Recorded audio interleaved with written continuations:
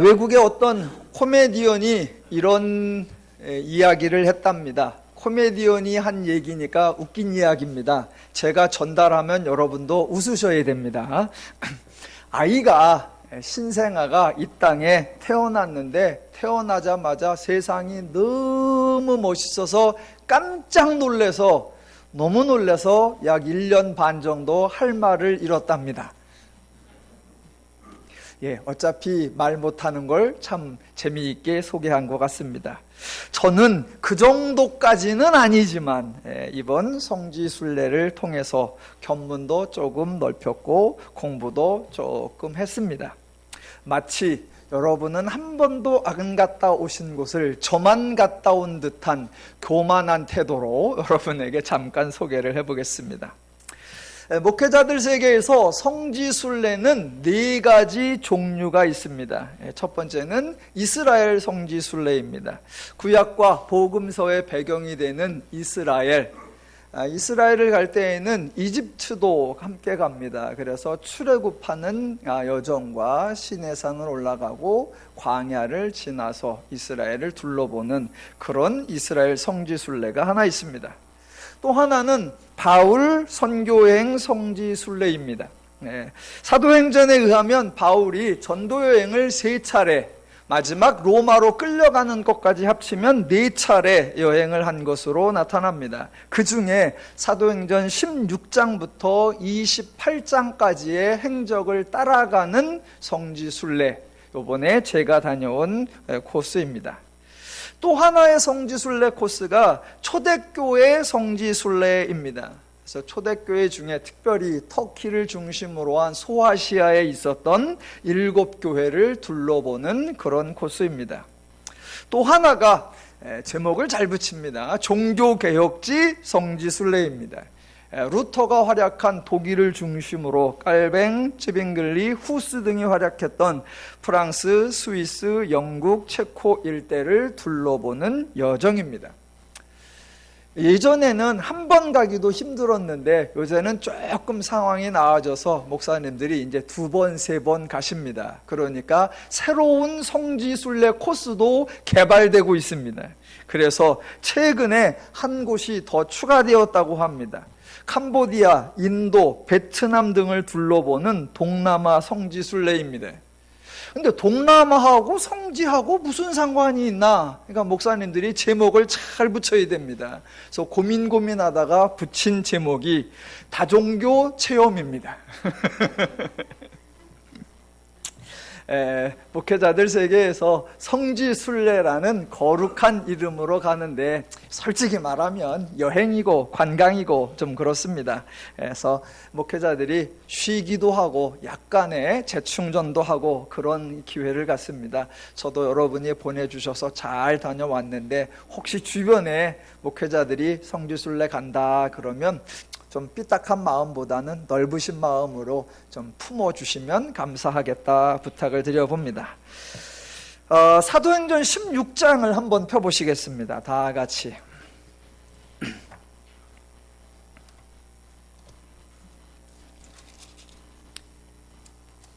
사도행전 16장 9절입니다.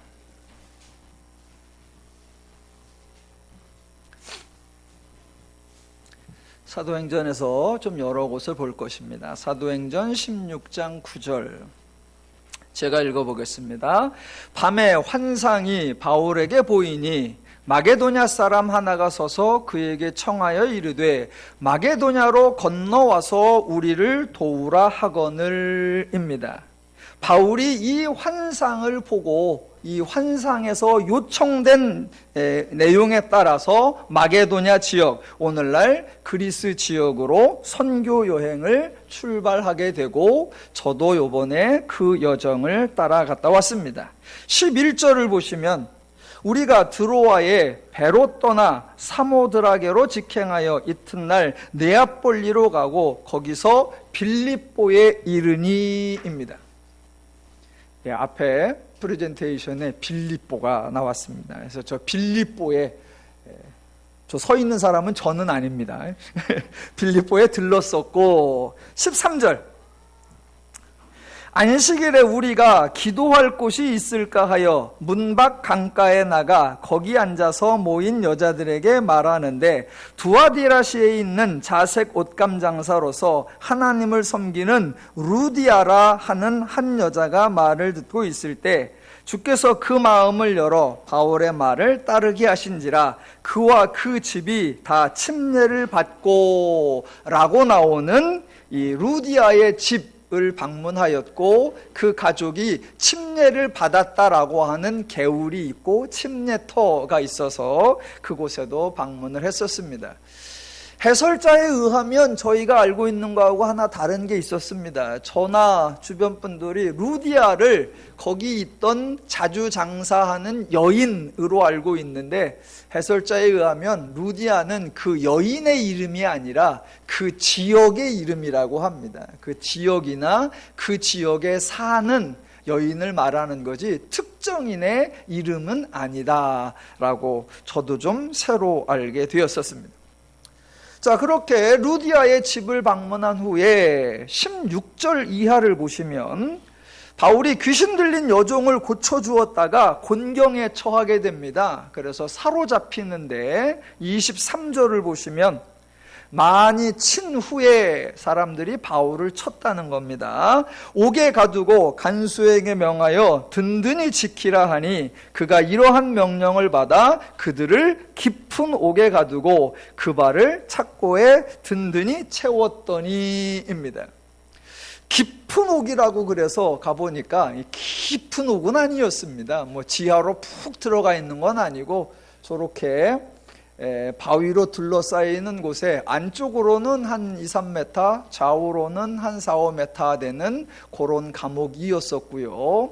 저 감옥에서 착고에 매여 있을 때 바울과 실라가 찬송을 하며 감옥문이 열렸더라라는 사건이 일어나고, 감옥문이 열려서 바울과 실라가 나오니까 지키던 간수장이 죄수가 도망가서 어떻게 할 거라고 죽으려고 할 때 이제 내가 어떻게 하면 구원을 받을까? 주 예수를 믿으라. 그리하면 너와 내 집이 구원을 받으리라. 그 이야기한 간수장의 집이 저 감옥터 위입니다. 그래서 따로 어디 먼 곳에 있는 것이 아니고 감옥의 바로 위에 간수장의 집이 있었던, 거기도 방문을 했었고요. 17장으로 가보시면 1절, 그들이 암비볼리와 아볼로니아로 다녀가 데살로니가에 이르니 거기 유대인의 회당이 있는지라입니다.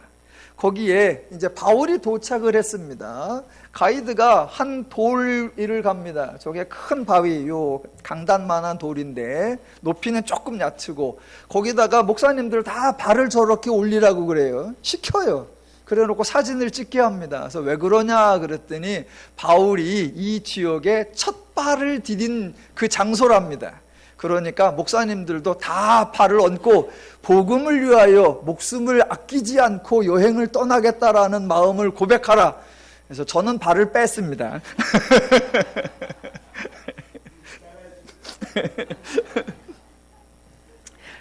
그래서 복음을 전파했던 그 장소하고, 이게 지금 화면에 잘 안 보이는데요, 저기 약간 허옇게 보이는 게 돌판이고 그냥 언덕입니다. 저 언덕에서 바울이 설교를 했다는 거예요. 그런데 유적 같은 관리가 전혀 안 돼 있고 가이드가 설명하지 않으면 그냥 지나가다 허당한 동네 중에 하나이고요.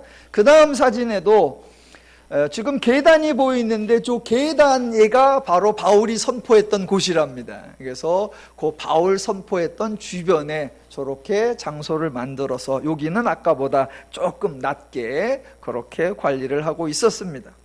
자, 그리고 사실 17장 13절을 보시면 데살로니가에 있는 유대인들은 바울이 하나님의 말씀을 베레아에서도 전하는 줄을 알고 거기서 가서 무리를 움직여 소동하게 되거늘. 그래서 15절, 바울을 인도하는 사람이 그를 데리고 아덴까지 이르러. 아덴이 오늘날 그리스의 아테네입니다. 그래서 저도 아테네를 방문했습니다. 아테네의 그 유명한 판테온 신전 앞입니다. 그리고 18절을 보시면, 자, 18장 1절, 그 후에 바울이 아덴을 떠나 고린도에 이르러, 그와 같이 저도 고린도에 방문해서 바울이 설교했다라고 하는 장소를 둘러보았고요. 쭉 지나가서 사도행전 27장을 보시면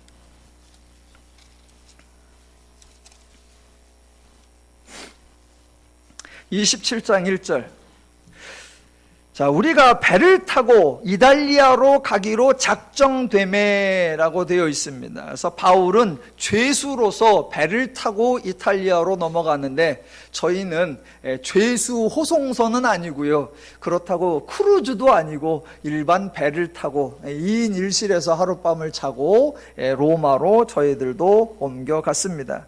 그리고 바울이 탄 배 코스하고는 조금 달리해서 28장 16절을 보시면, 우리가 로마에 들어가니 해서 로마에 도착을 했고, 바울에게는 자기를 지킨 한 군인과 함께 따로 있게 허락하더라. 그래서 재판을 받기까지 바울이 갇혀 있었던 감옥입니다. 지금 이쪽엔 제가 있고 저쪽엔 동료 목회자가 있는데, 그 쇠창살 해놓은 게 감옥입니다.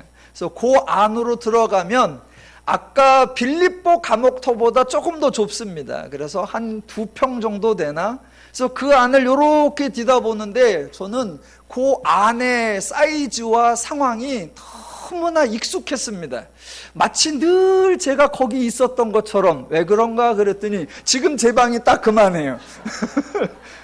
아, 나는 바울을 몸소 체험하고 있구나, 그런 생각도 들었습니다. 여하튼 조 바울 로마 감옥하고 그 옆에 바울이 참수를 당했다라고 하는 그 장소까지 둘러보았습니다. 성지순례를 하면서 제가 여러분과 나누고 싶어서 그때그때 생각나는 것을 몇 가지 좀 메모를 해왔습니다. 그래서 오늘 그것을 토대로 함께 본문과 연결지어서 말씀을 나눠보겠습니다. 제가 첫 번째 방문한 나라가 그리스였는데, 그리스는 정교회를 믿는 나라입니다. 종교 명칭이 그리스 정교회입니다. 사도행전의 초기 교회를 시대를 거치고 로마가 기독교를 국교화하면서 로마 카톨릭이 정착되었을 때에 초기 교회에 한 가지 논쟁이 발생합니다. 성경에 등장하는 이야기를 그림으로 그리면 되느냐, 아니면 절대로 그려서는 안 되느냐라고 하는 논쟁이 발생했습니다. 당시의 백성들은 문맹률이 매우 높았으므로 성경책 자체도 별로 부수가 많지 않았지만 주어도 읽고 알 수가 없으니까 한쪽에서는 성경의 내용을 그림으로 설명하여서 전도용으로, 교육용으로 사용하면 좋겠다라고 주장을 하고, 다른 한쪽에서는 성경에서는 형상을 만들지 말라고 했으니 그것도 금지하자라고 하는 갈등이 생겼고, 그때 그리스 정교회는 성화를 그려서 성도들에게 알게 하는 게 가장 유익한 방법이다라고 하는 주장을 굽히지 않아서 그쪽으로 그리스 정교회가 정착이 되게 됩니다. 그리스 정교회 예배당을 방문해 보니까 내부 벽면이 빈틈이 하나도 없이 온 사방 벽면과 천장까지 성화로 가득하게 그려져 있었습니다. 그리스 정교회는 성화를 단순히 성화라고 부르지 않고 성경을 해석한 그림이라고 말을 합니다. 그래서 그림이 단순하지가 않습니다. 일단 들어가면 정말로 빈틈이 하나도 없이 온통 그림인데, 저는 이렇게 보면, 그래도 명색이 성경을 연구하고 성경을 가르치는 사람인데, 한 장면을 딱 보면 아, 저게 성경이 어디 이야기구나 라고 떠올라야 되는데, 그림을 아무리 봐도 좀 모르겠습니다. 그래서 해설자가 이제 레이저빔을 쏴가면서 요게 지금 마태복음이고요, 요게 요한복음이고요, 요게 뭐 몸복음이고요, 이렇게 설명을 하고, 요게 이제 안드레고요, 요게 뭐라고 하는데, 저는 처음 봐서 그런지 이렇게 잘 모르겠더라고요. 여러 번 이제 가는 곳곳마다 설명을 하니까 한 사람은 알겠어요. 베드로. 열쇠 들고 있는 사람은 베드로예요. 그래서 여러 차례 이렇게 설명을 해주는데 좀 낯설었습니다. 그래서 전문가도 보기 힘든데 사람들이 과연 저 그림을 보고 이해를 할까?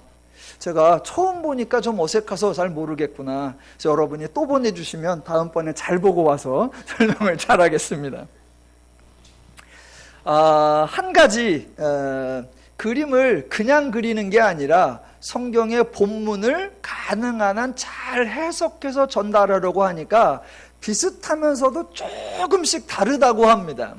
예를 들면 일반 예배당에 있는 사람의 얼굴하고 수도원에 있는 사람의 얼굴 중에 입술 모양이 다르다고 합니다. 예배당에 있는 얼굴은 평범하게 그립니다. 입술 크기도 정상적으로 그리고 입도 열려 있는 경우도 있고, 그러나 수도원에 있는 얼굴들은 입술이 특별히 작고 다 닫혀 있답니다. 그래서 왜 그러냐 그랬더니 예배당에서는 말씀도 듣고 찬송도 하고 그러기 때문에 입이 열려 있게 그리기도 하는데, 수도원은 기도하는 곳이니까 하나님 앞에 무슨 말이 필요하냐라고 해서 그 수도원에 있는 성화에 등장하는 그림은 입술을 작게 하고 다 입을 다물고 있게 그렸다라고 합니다.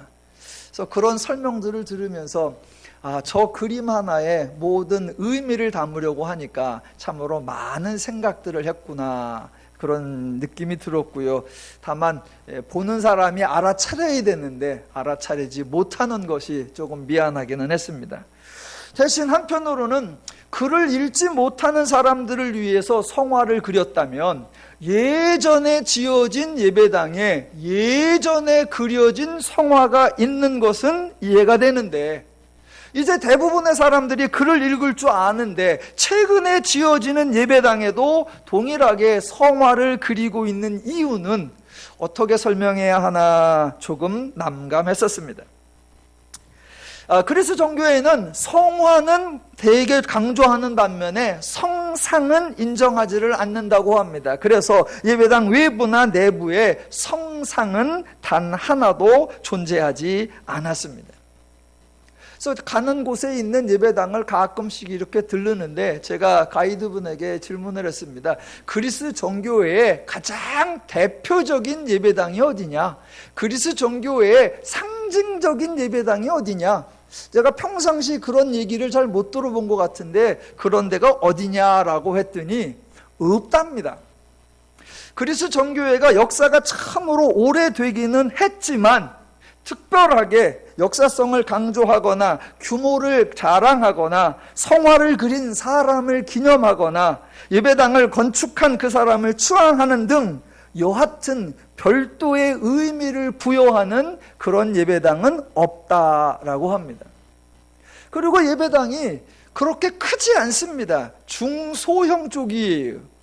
그래서 로마의 큰 성당들을 기대하다가 여기는 왜 이렇게 예배당이 작으냐 그랬더니 그리스 정교회 법에 최대 인원 500명 정도를 넘지 않도록 규모를 제한하고 있다라고 해서 그거는 참 잘하는 것 같다라고 생각을 했습니다. 그래서 대부분 동네 중형교회이고, 건물에 아침에 일어나서 잠깐 숙소 주변에 있는 예배당도 이렇게 들어가 보고 했는데, 최근에 지어진 건물은 지어졌는데 들어가 보면 성화가 한쪽 벽은 있고 한쪽 벽은 없고 뭐 이렇게 빈틈이 있는 곳이 있습니다. 그래서 또 아니 왜 예배당을 짓다 말았냐라고 했더니 설명이 성화를 그리는 비용이 많이 든다고 합니다. 그러니까 한꺼번에 다 그리는 게 아니라 비용이 마련되면 한쪽을 그리고 또 비용이 마련되면 다른 쪽을 그리고 또 비용이 마련되면 천장을 그리고 그래서 오랜 기간에 걸쳐서 완성한다라고 해요. 그래서 제가 그렇다면 예배당을 담당하는 사제가 비용 마련하느라고 성도들에게 헌금 내라고 닥달을 하겠네요. 이렇게 현실적인 질문을 했지요. 그랬더니 전혀 그렇지가 않답니다. 그리스 정교회 예배당에서 성도들은 헌금이라는 게 없답니다. 그 순간 목회자로서 가슴이 철렁하더라고요. 아니 헌금을 안 한다면 어떻게 하는 거냐? 그랬더니 정교회 역사가 오래되니까 다양한 양식이 있더라고요. 헌금을 평상시 안 한대요. 그래서 어떻게 하냐? 성도가 그리스도 정교회를 믿다가 죽으면 죽을 때 자기의 전 재산을 성당이나 예배당에 기증하고, 그리고 돌아가신다고 합니다. 그래서 제가 그거 좋은 제도다. 그래서 가끔씩 그렇게 한 분이 희사해 주면 그걸로 또 한쪽 벽면을 그리고, 또 한 분이 희사해 주시면 한쪽 벽면을 그리고, 그런 식으로 한다고 합니다. 그래서 참 역사가 여러 개 오래되면 다양한 형태의 모습이 나오는구나 라는 걸 보았고요. 또 그리스도 정교회의 예배 방식도 저희하고 조금 다르다고 합니다. 정해진 시간에, 정해진 장소에, 정해진 순서를 따라 예배를 드리는 것이 아니라고 합니다. 그리스도 정교회에서는 신자가 아무 때나 필요할 때에 예배당에 들러서 자신의 종교 행위를 하고 아무 때나 예배당을 떠나는 그런 방식이라고 합니다. 그래서 동시에 예배를 시작하고 함께 예배를 드리고 동시에 예배를 마치는 것이 아니라, 정해진 시간에 사제는 예배를 진행하면 성도들은 왔다가 잠깐 머물면서 종교회식을 하고 각자 알아서 떠나고, 그런 방식이라고 합니다. 당연히 그러면 말씀을 듣고 말씀을 배우고 말씀을 알아가는 것이 약할 거 아니냐 그랬더니, 예상대로 그런 면이 많이 약합니다. 그래서 종교가 생활화되어 있기는 한데 종교에 대한 내용은 많이 빈약합니다 라고 하더라고요. 저는 또 현실적 목회자로서, 그러면 목사가 설교 준비하기 되게 좋겠다. 왜 신자가 처음부터 끝까지 안 들으니 뭐라고 하는 줄 알아. 다른 어려움이 있겠죠. 또 하나 제가 좀 독특한 경험을 했습니다. 그리스도 정교회에서 쓰는 달력은 저와 여러분이 쓰는 달력하고 조금 달랐습니다. 그래서 제가 부활주일을 지내고 월요일 날 출발을 했는데, 그리스에 도착을 해보니까 그리스는 부활주일이 아직 안 왔습니다. 그래서 그 주간이 고난주간이었고 그 마지막 주일이 이제 부활주일로 지내고 있었습니다. 그래서 제가 아테네에 도착을 하니까 금요일 날이었는데, 금요일 날이 성금요일, 예수께서 십자가상에서 죽으시는 그날이었습니다.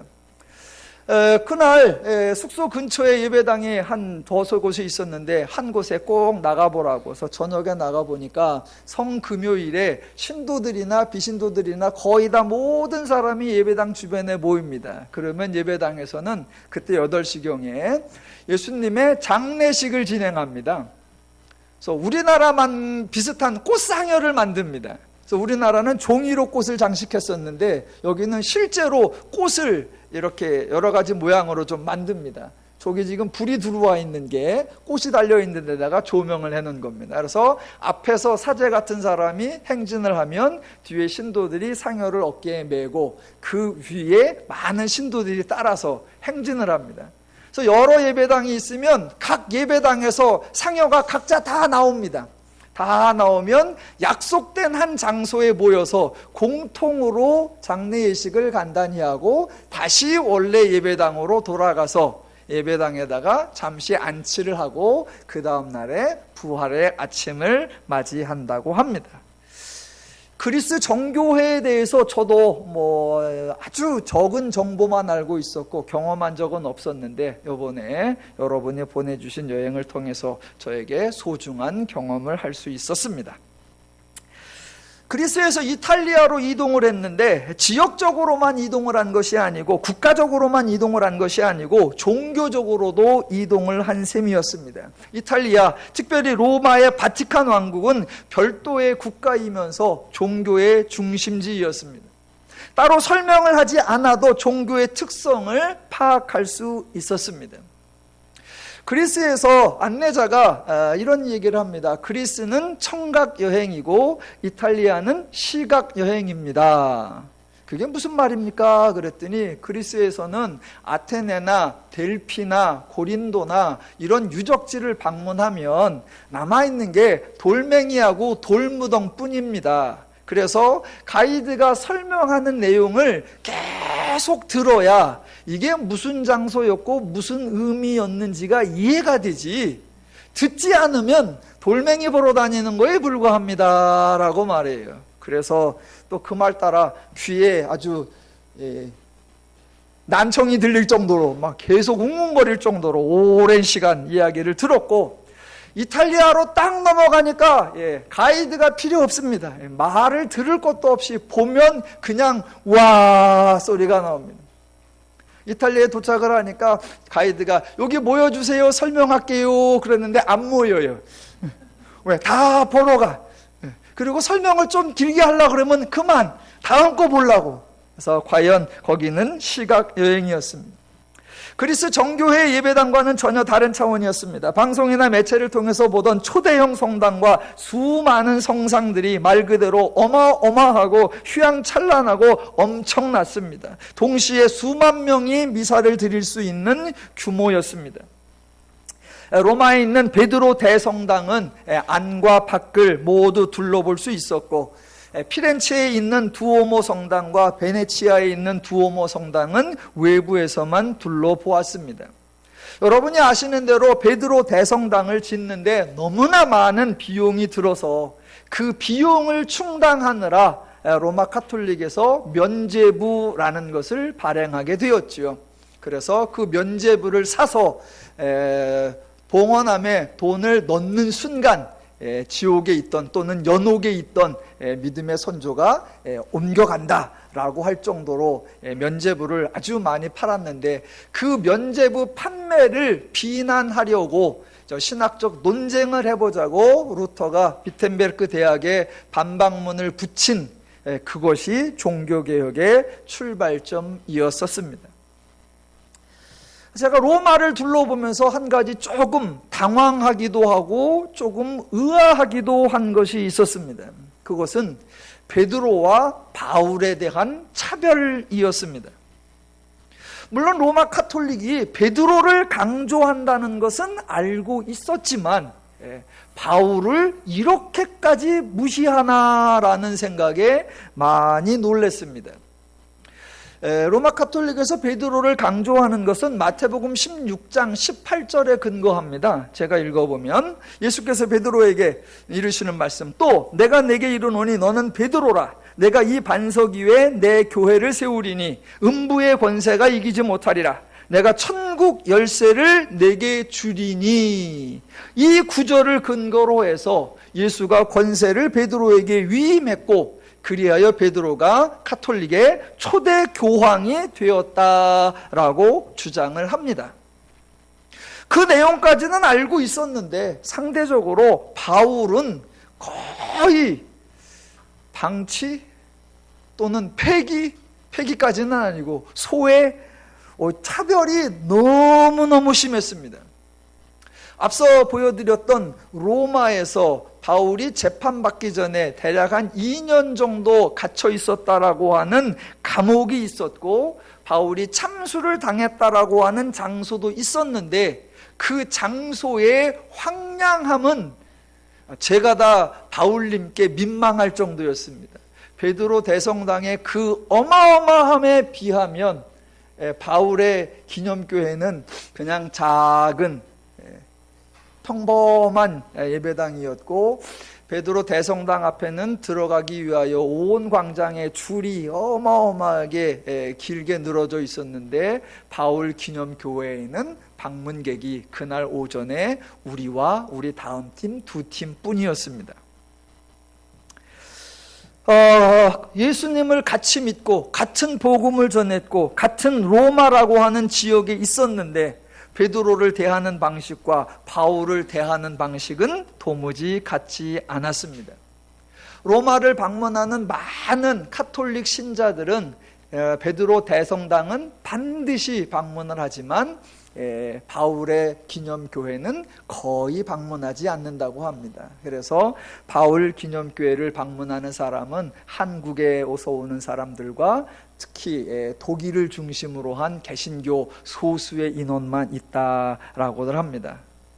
저는 왜 이렇게 바울을 무시하나, 베드로를 왜 이렇게 너무 강조하나, 그것을 비난하려는 것이 아니라 혹시 저 스스로도 차별을 하고 있지는 않았는가 혼자 그냥 반성을 했습니다. 왜냐하면 신학교에서 저도 수업을 들을 때 신약학 과목 중에 바울신학이라는 과목은 있습니다. 그래서 저도 수강을 합니다. 그런데 베드로신학이라는 과목은 없습니다. 제 서재에 책들 중에 바울신학에 관한 책은 그래도 꽤 있습니다. 베드로신학에 관한 책은 거의 없습니다. 제가 바울을 선호하고 베드로를 소외시켜서가 아니라 성경 자체에 바울이 썼다라고 여겨지는 편지가 많으니까 그거에 대한 연구된 서적이 많아서 당연히 많은 걸 구입하고 베드로에 대한 자료는 적어서 적게 구입할 수밖에 없었는데 혹시 내가 가톨릭 사람들한테 왜 이렇게 베드로는 이렇게 환대를 하고 바울은 천대를 하냐라고 혹시 불평을 하면 니네는 왜 바울 신학만 그렇게 연구를 하고 베드로 신학은 천대하냐 그럴까? 혹시 저들이 차별한다고 비난하는데 나도 차별하고 있는 것은 아닌가 조금 돌아보는 생각이 있었고요. 그리스 정교회와 로마 카톨릭을 이렇게 둘러보면서 기독교 신앙이 오래되다 보니까 참으로 기독교 신앙을 가지는 양식도 다양하구나. 우리 가운데 어느 하나를 특정화하고 어느 누구를 정죄하는 이런 위험성은 좀 배제하고 넓은 마음으로 우리 성도가 다양한 양식을 수용해야겠다라는 생각을 가졌습니다. 여기까지가 로마를 다녀오면서 보고 느낀 거였고요. 그 이후에는 제가 피렌체를 갔고 베로나를 갔고 밀라노를 갔는데 거기는 성지순례가 아니라 관광이라 이하 생략입니다. 자, 오늘 본문과 연결해서 잠깐 은혜를 나눠보겠습니다. 복음서에서 예수님께서 사역을 행하셨습니다. 말씀을 행하신 분도 예수님이시고 이적과 치유를 행하신 분도 예수님이고 십자가를 지신 분도 예수님이시고 부활을 하신 분도 예수님이십니다. 자, 예수님께서 제자들을 모아놓고 내가 잠시 후에 잡혀가고 고난을 받게 되고 십자가에 달렸다가 살아날 거다라는 말씀을 알려주시니까 베드로를 중심으로 한 제자들이 그 예수님의 사역을 만류했습니다. 그 유명한 마태복음 16장 22절 베드로가 예수를 붙들고 항변하여 이르되 주여 그리마옵소서 이 일이 결코 죽게 미치지 아니하리이다 라고 합니다. 베드로나 제자들은 왜 예수님의 사역을 말릴까요?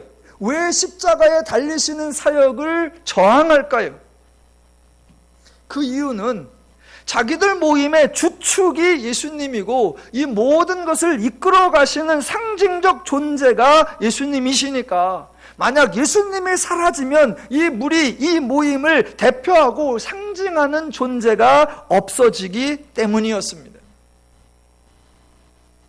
예수님이 잡혀가자 제자들은 모두 흩어졌습니다. 천만다행으로 제자들의 생각과는 달리 예수님은 부활하셨고 갈릴리로 베드로를 찾아가신 것을 비롯하여 이미 죽은 유다를 제외한 모든 제자들을 다시 불러 모았습니다. 부활이라는 개념이 없었던 제자들에게는 분명히 십자가에 달렸는데 다시 나타난 예수의 때문에 어안이 벙벙했을 겁니다. 그것도 40일이 지나자 사도행전 1장에서 확인할 수 있는 것처럼 부활하신 예수님은 제자들 앞에서 승천하셨습니다. 자, 지금부터 오늘 설교의 핵심입니다.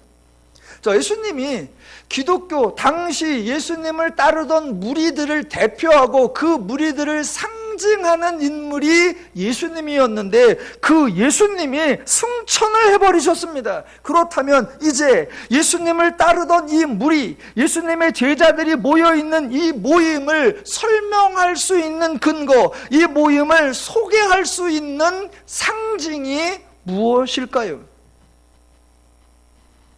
저와 여러분이 사도행전도 살펴봤고 고린도전서도 살펴봤고 지금 데살로니가 전서를 살펴보고 있는데 초기 기독교 시대에 기독교를 소개하고 기독교를 대표하고 기독교를 상징하는 어떤 인물, 어떤 지역, 어떤 장소, 어떤 물건, 어떤 제도를 보거나 들으신 적이 있으십니까? 그동안 여러 차례 설명드린 것처럼 구약에서도 그렇고 신약에서도 그렇고 여호와를 믿는 종교 기독교 신앙에는 유물이 없고 유적이 없고 상징물이 없습니다. 초기 교회 시대에는 베드로가 초대 교황이라는 상징적 인물이 아니었습니다. 예수가 사역했던 지역이 성지라는 개념도 존재하지 않았습니다. 예수에 관련된 물건들, 십자가나 못이나 가시관 등 다양한 유물이 수집되거나 추앙되지도 않았습니다. 예루살렘이나 갈릴리에 교회 건물이 세워져서 상징적 역할이나 중앙본부의 역할도 하지 않았습니다. 기독교가 등장을 했는데 이 기독교를 대표하고 기독교를 상징할 수 있는 그 어떠한 특정한 것도 없는 것, 그것이 바로 기독교의 특징이었습니다. 다른 종교하고 한번 제가 비교를 해드려 볼게요. 대부분의 종교가 자기 종교를 어떻게든 드러내고 나타내고 소개하기 위하여 상징물을 만듭니다. 그 상징물이 대표적으로 세 가지 유형 정도로 나타납니다. 하나가 장소를, 신전을 상징화해서 성스럽게 하는 겁니다. 앞에서 말씀드렸던 그리스 정교회나 로마 카톨릭이나 이슬람이나 불교나 대부분의 종교들이 신의 처소 또는 성도들이 모이는 장소를 거룩한 곳으로 규정하고 특별한 의미를 부여합니다. 그래서 그곳에 가면 그 종교의 특성을 단번에 파악할 수 있습니다. 단순히 유물이나 유적의 의미를 넘어서서 그곳 자체가 신령하기 때문에 신령한 역할을 하기도 하지요. 그래서 그곳을 방문하는 것 자체, 그곳에서 행해지는 행사에 참여하는 것 자체가 엄청난 종교 행위가 됩니다. 심지어 어떤 종교에서는 특정한 장소를 평생에 한 번 반드시 방문해야 한다라고 규정해 놓기도 합니다. 그래서 대부분의 종교가 그 종교의 발상지 또는 그 종교의 대표적 유적지를 신성화해서 그 종교를 상징화합니다. 자, 종교를 상징화하는 또 다른 방식이 인간에게 종교적 상징물을 첨부하는 겁니다. 대표적 예가 유대교입니다. 유대교는 예배당이나 교회나 성당이 아니라 그들이 모이는 곳을 회당이라고 하지요. 회당은 말 그대로 그저 모이는 장소일 뿐입니다. 그래서 그곳에 가보면 아무것도 없습니다. 그곳을 종교적 장소라고 파악할 수 있는 근거가 거의 없습니다.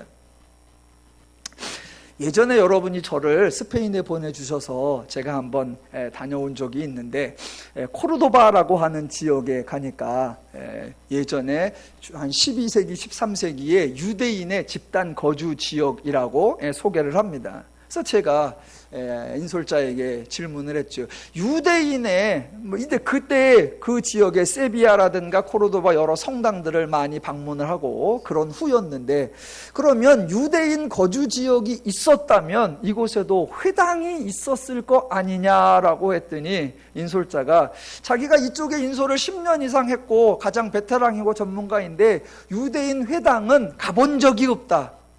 아무도 가자고 한 적이 없고 자기도 데리고 가본 적이 없고 자기도 설명을 해본 적이 없다. 그런데 있을지도 모르겠다. 그래서 제가 또 명색이 구약을 전공하고 히브리어를 보면 가슴이 뛰는 사람이잖아요. 그래가지고 그러면 거기를 좀 알아봐 달라. 혹시 들어가는데 비용이 들면 그 비용을 내가 댈 테니까 우리 그때 목회자들 한 20여 명 갔는데 한번 방문해 보겠자. 그랬더니 알아보겠다 그래요. 그래서 이렇게 저렇게 저녁 때쯤 되니까 회당이 있대요. 그런데 비용이 좀 많이 드는데요. 그러길래 뭐 하기로 했으니까 해야죠. 근데 한 6유로 드는데요. 그래갖고 1인당 6유로면 20명이면 어쩌고 저쩌고 그랬더니 아니요, 토탈 6유로요. 그래갖고 제가 생색은 어지간히 내고, 그래서 저 때문에 이제 회당을 딱 한번 가본 거예요. 그래서 유대인 거주 지역에 회당을 가니까 저 우리 교육관만 해요. 고만한 곳인데 2층 정도로 돼 있고 층수가 나눠져 있지는 않고 높이가 그 정도 되고요. 뻥 뚫려 있는데 사방에 아무것도 없습니다. 말 그대로 그냥 누가 물어보면 곡식 창고라고 해도 될 만큼 딱 그거 하나예요. 그러니까 가이드도 그곳에 왔는데 자기도 처음이니까 뭔 내용을 어떻게 설명해야 될지 모르고 여기래요? 보세요? 그러잖아요. 그러길래 그러면 마이크를 좀 달라. 그래갖고 제가 이제 여기가 회당이라고 하는 데인데 유대교 회당에는 종교적 장식물이 없습니다. 그 앞에 이제 그 유대인의 촛대가 있죠. 이렇게 7 촛대가 나오는 거 메노라라고 하는 게 있는데 그게 하나 놓여 있어서 저게 아마 저것이 놓여 있는 방향이 예루살렘 쪽일 겁니다라고 했더니 인솔자가 현지 가이드에게 어쩌고 저쩌고 하더니 맞다고. 그래서 그럼 내가 맞는 말을 하지. 그리고 회당에는 한 가지 그 문패 같은 게 하나 있다. 거기 열어보면 조그마한데 신명기 6장 1절부터 4절까지를 필사해 놓은 그걸 돌돌돌 말아가지고 문패에 넣어서 문지방에 이렇게 붙여놓는 게 있다. 그게 메주자라고 하는 게 있는데 자 출입구에 한번 가봅시다. 그랬더니 아니나 다를까 거기 딱 있어요. 그래서 이제 그것도 보고 이렇게 좀 설명을 하고 이제 그랬던 적이 있습니다. 자, 굳이 그렇게 제가 방문을 했지만 타종교의 종교적 상징성을 하고는 유대교 회당은 전혀 비교가 안 됩니다. 대신 유대교는 그 종교적 상징을 장소에다 하지 않고 사람에게 합니다. 그래서 유대교의 경우는 남자에게 유대교인들이 착용하는 종교적 장식들을 착용하게 하죠. 그래서 머리에는 키파라는 걸 쓰게 합니다. 한번 설명을 드렸습니다. 여러분 기억하십시오. 키파 생각이 안 나시면 여기가 머리잖아요. 머리가 골이잖아요. 그러니까 골에다 쓰니까 골키파.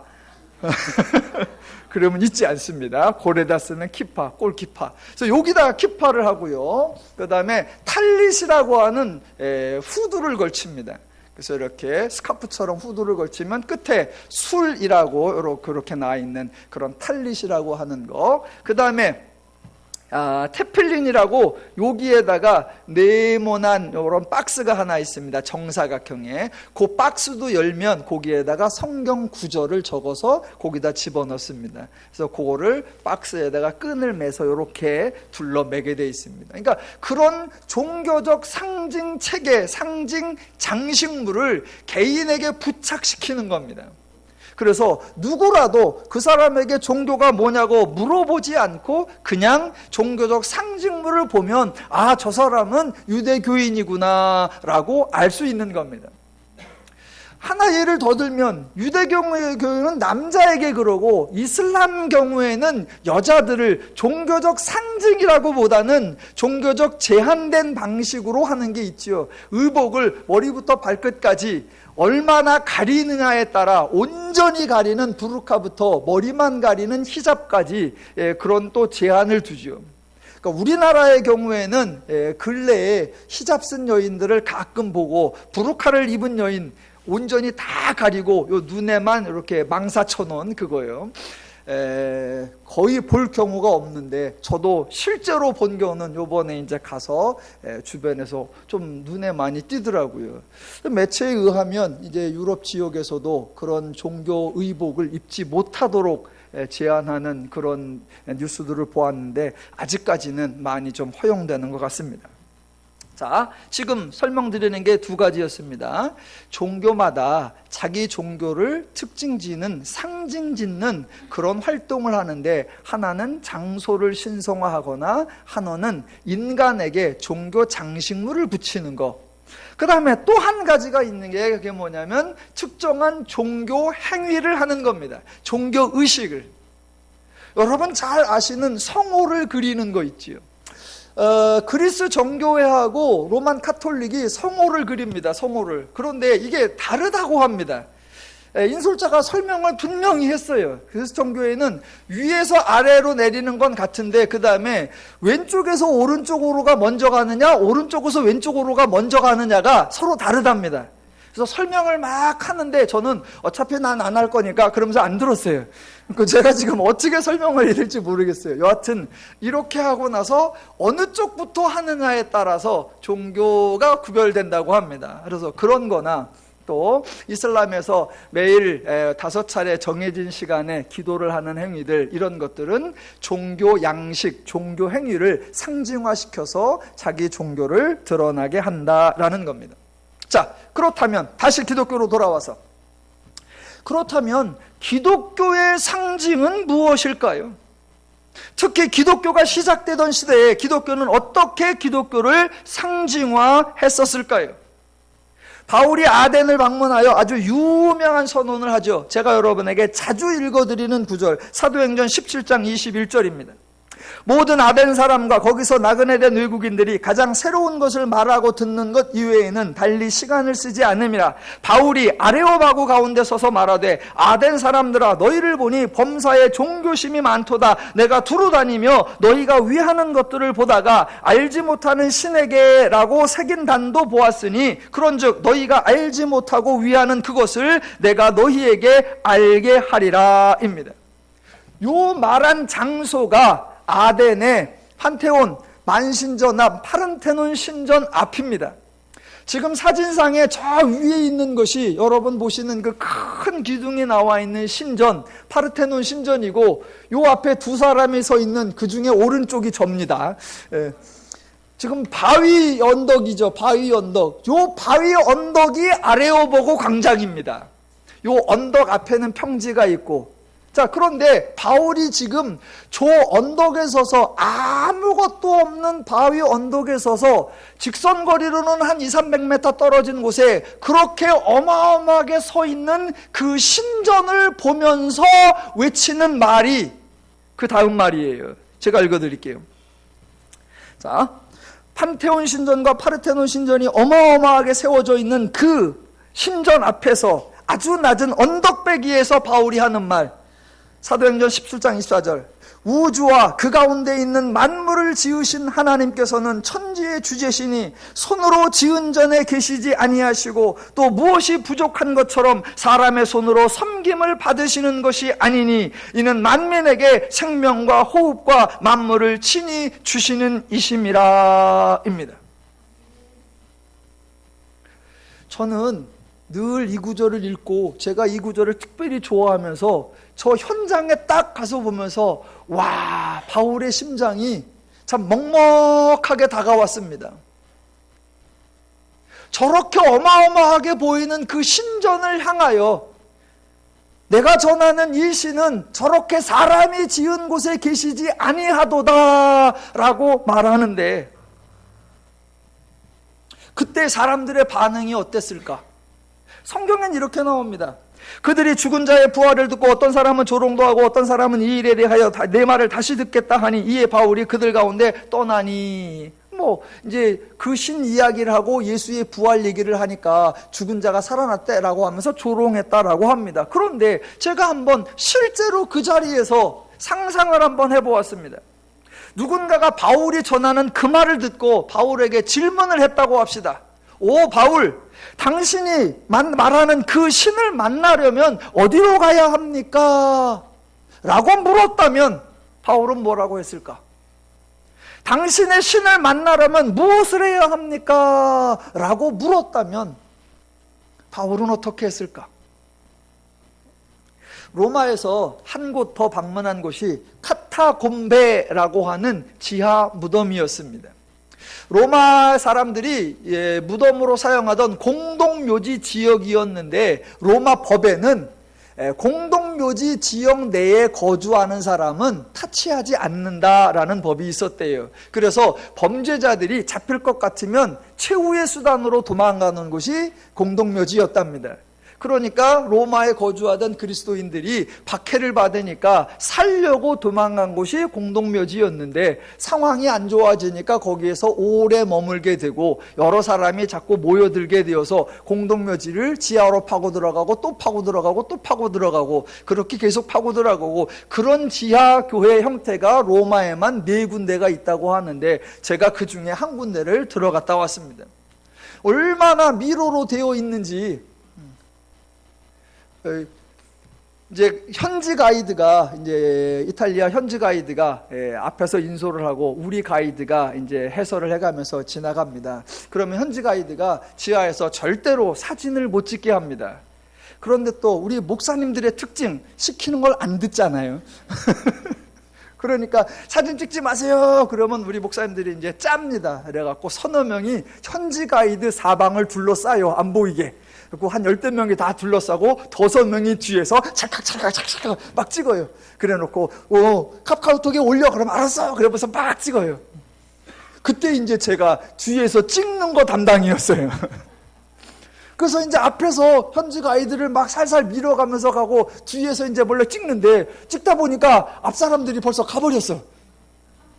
근데요, 길이 얼마나 미로인지 제가 거기서 길을 잃어요. 저하고 그 선배 목사님하고 둘이 찍다가 찍다 보니까 돌아보니까 아무도 없어. 오이씨! 그래갖고 이제 길 찾느라고 막 사방으로 뛰니까 현지 가이드가 저쪽에 있다가 이렇게 어떤 사람이 휙 떠나가니까 누구야? 그래 제가 얼마나 반가운지 제 핑계 아니라 찾아줬구나. 지금 뭔 얘기를 하려고 하냐면 그렇게 바울이 우리 하나님은 사람이 지은 전에 계시지 아니하시도다 라고 소개를 했는데 그때 어떤 사람이 그러면 당신이 하나님을 만나려면 어디로 가야 합니까? 우리 모이는 곳으로 갑시다 라고 카타콤베 지하교회로 데리고 왔다면 데리고 온 바울도 여기서 하나님을 소개하기가 얼마나 난감하고 데려옴을 당한 그 사람도 당신 내시는 이런 데 계셔? 라고 할까 얼마나 난감해 할까라는 겁니다. 그런 난감하고 당황감을 줄이기 위하여 대부분의 종교들이 등교들이 자기 종교의 상징물을 만드는 거고 그 상징물은 가능한 한 신성하고 가능한 한 화려하고 가능한 한 거대하다라는 겁니다. 그런데 기독교는 신흥 종교였다라고 하면 더더군다나 더 뛰어나고 더 확실한 상징물을 만들어야 할 필요가 있는 기독교는 전혀 상징물을 만들지 않았다라는 것입니다. 고린도전서 1장 22절에 보면 유대인은 표적을 구하고 헬라인은 지혜를 찾으나 라고 나옵니다. 기독교는 그들이 원하는 대로 다 해주었었습니다. 유대인들이 표적을 구하였기에 예수님이 허다한 표적을 보여주셨는데 허다한 표적을 보았던 유대인들이 믿지 않았고 헬라인들이 지혜를 찾아서 바울이 참으로 새로운 지혜를 전달해 주었으나 또 새로운 지혜를 찾을 뿐 믿지 않았습니다.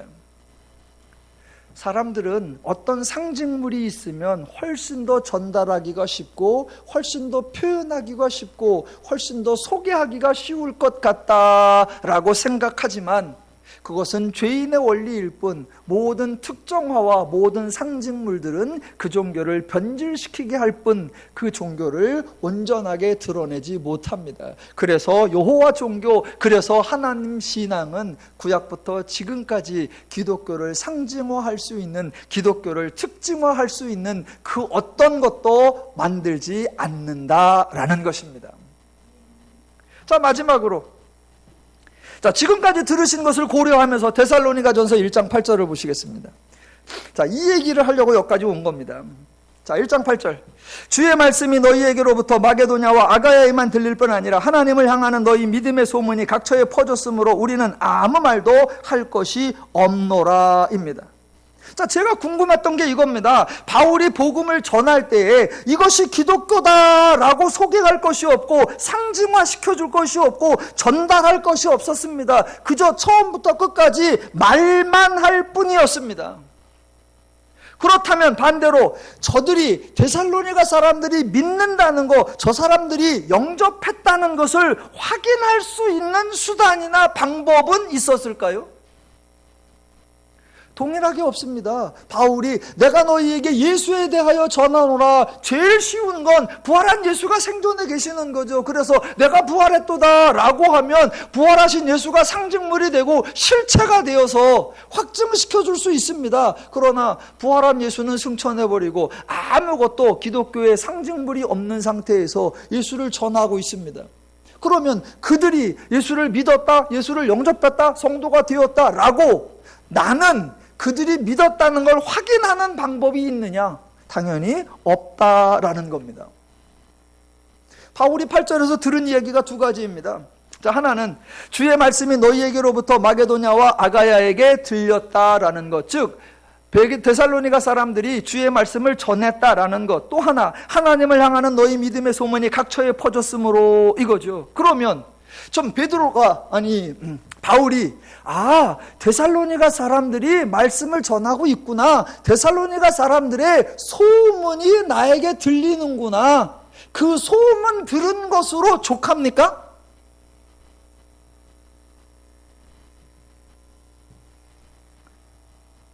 저와 여러분이 평상시에 어떤 사람이 교회를 다닌다, 어떤 사람이 믿음을 가졌다라고 하면 그 사람이 요새 교회 나간대, 그러면 됐어 라고 족합니까? 아니면 그 사람이 교회 나가 분명해, 믿음 있는 거 확실해, 의심하는 거 아니야?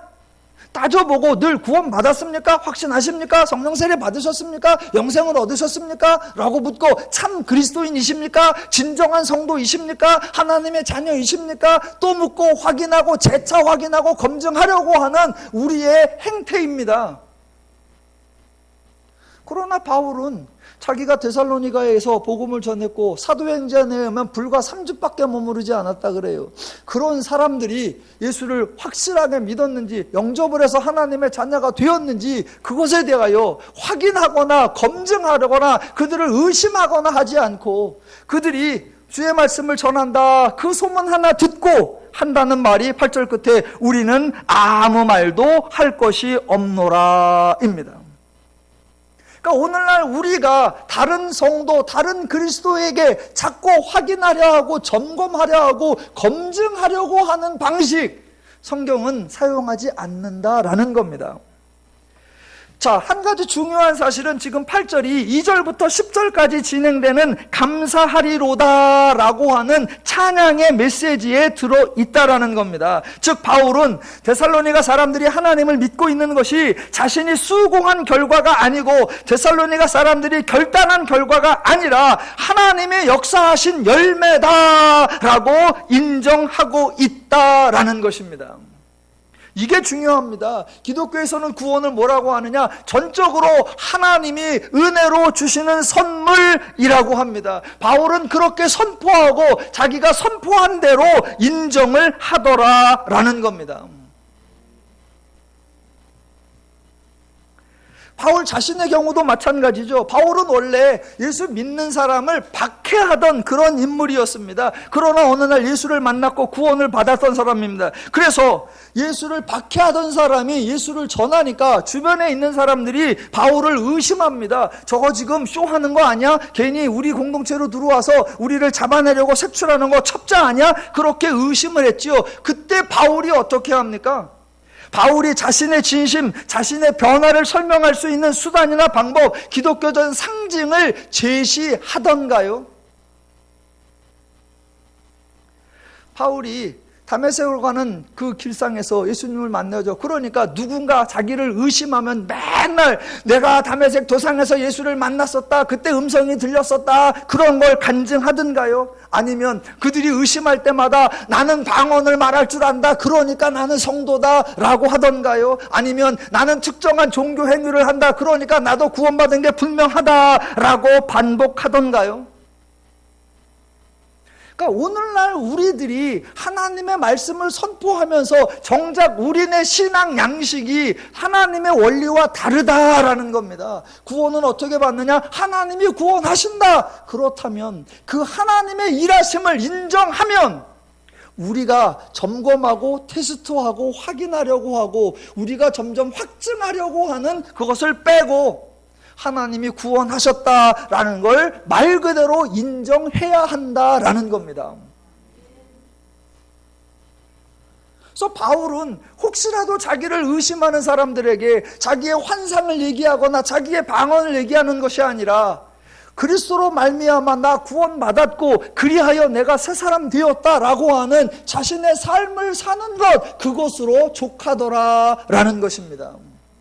그러기에 바울은 데살로니가 사람들에게도 그대로 적용을 하는 겁니다. 바울이 여러 지역을 순례하며 복음을 전했고 이방 지역에 많은 성도들이 생겼습니다. 그때 바울은 전혀 그들을 의심하지 않습니다. 아유, 나도 예전에 의심받아 보니까 기분이 많이 나쁘더라고. 그러니까 의심하지 말아야지. 그런 차원이 아니라 내가 구원받았던 거 오직 하나 하나님의 은혜로 구원받았다. 그러면 저들도 오직 하나 하나님의 은혜로 구원받은 거다라고 인정하는 거, 그게 기독교를 믿는 거요, 하나님을 따르는 겁니다. 제가 여러분에게 단 한 번도 묻지 않습니다. 여러분 구원 받으신 거 맞습니까? 제가 한번 확인해 볼까요?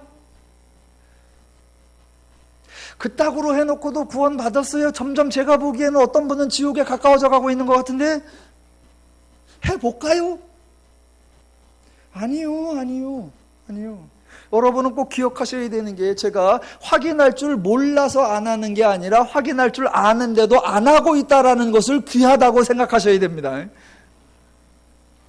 예, 바울은 기독교는 그 어떤 것으로가 아니라, 하나님이 나를 구원하셨구나, 내가 구원을 받았구나 라는 것을 알고 고백하는 것이며, 그 구원받은 삶을 자신의 삶 속에 죄를 이기는 것으로 스스로 확인하여 나가는 겁니다. 마찬가지로 데살로니가 사람이든 에베소 사람이든 고린도 사람이든 누가 보기에 행여 성숙하지 못하고 성도답지 못한 모습이 보일지라도 하나님이 저도 구원하셨다 인정해 주며 구원받은 성도답게 구원의 은혜를 누리며 살 수 있도록 권면하고 가르치는 것을 사도의 역할로 하지, 마치 자기가 구원을 확인하며 자기가 구원을 점검하며 자기가 구원을 인정할 수 있는 것처럼 어떤 태도를 보이지 않는다라는 것입니다. 결론, 그리스와 루탈리아를 이렇게 보면서 더누림교회는 가장 기독교적이구나. 동의를 안 하세요?